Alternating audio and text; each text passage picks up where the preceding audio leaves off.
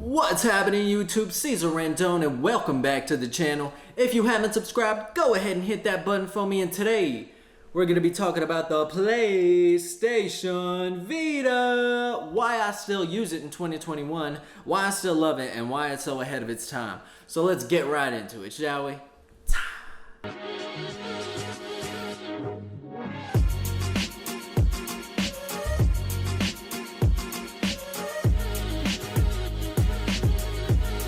Alright, so we're turning this little guy on. He just turned on, charged him last night. But before I even say anything about the Vita, thank you to everybody who has been subscribing to my channel. We have grown a lot, and I really appreciate it. If you are watching this video, please make sure to subscribe. But anyways, so we just went ahead, we turned this guy on, and let me tell you why I'm still using this PlayStation Vita in 2021.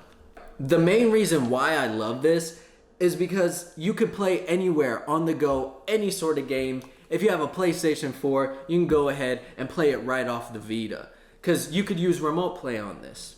You also have the option to go ahead and jailbreak it, which I'm not going to teach you how to do, but I'll put a link in the description to some people who can help you out with that. But look, you get a whole bunch of games. Like playing Minecraft on this, You could download a whole bunch of games and set them on that storage card. What you're gonna have to do is get the micro SD memory storage converter. That's what that is.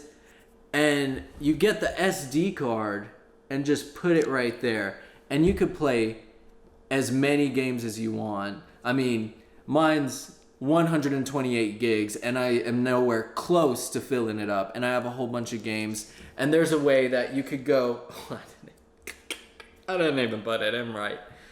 There's a way that you could go in and you could jailbreak the Vita and put a whole bunch of games onto this little SD card right here. And like, guys, these are old games, so like they're like 5 gigs, 10 gigs. They're not that big. Like, come on, 128's a lot. So at least when it comes to the Vita. Xbox Game Pass, it's amazing. Stadia, it's amazing. But it's not perfected. It's not 110% yet to where I could play and not have any lag and not have a whole bunch of pixelation and not have all that craziness going on while I'm just trying to play a game. Sometimes it works. Most of the times it works. But it's still not perfect yet. The Vita's been out for 10 years. Jeez, 9 or 10 years. That's, talk about ahead of its time. This is via Bluetooth. You could put, your headphones in here, which I don't know who still uses the headphone jack, but it gives you that option.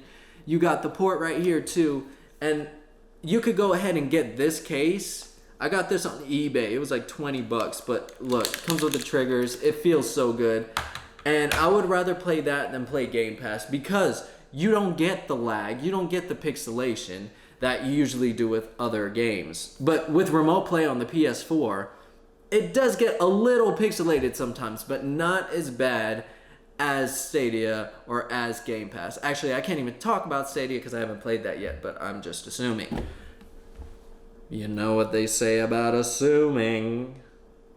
This is awkward. But yeah, that's why I like it. And look, I know COVID's happening, but when I used to travel, I would take this thing everywhere, especially on the plane.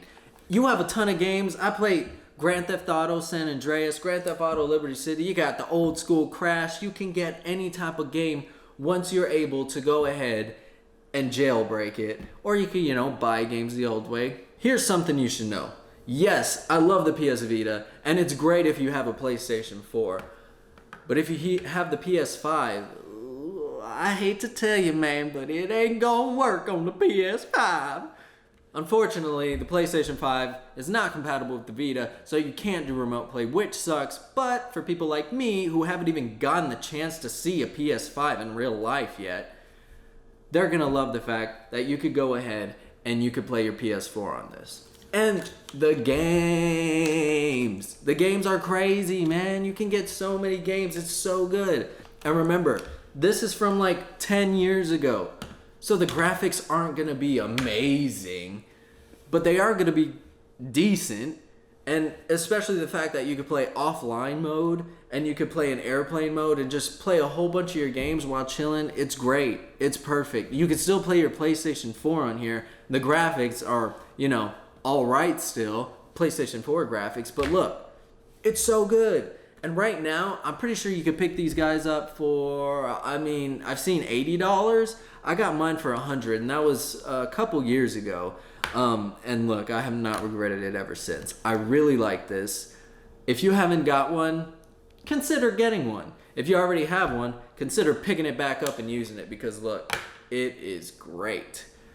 Thank you so much, guys. If I said anything wrong or you want to add anything to the PlayStation Vita that I don't know, go ahead, comment it down below. If you haven't subscribed, go ahead, hit that button for me and leave a like. Every Friday is a new video, so I'll go ahead and I'll see y'all then. Y'all have a great day, all right?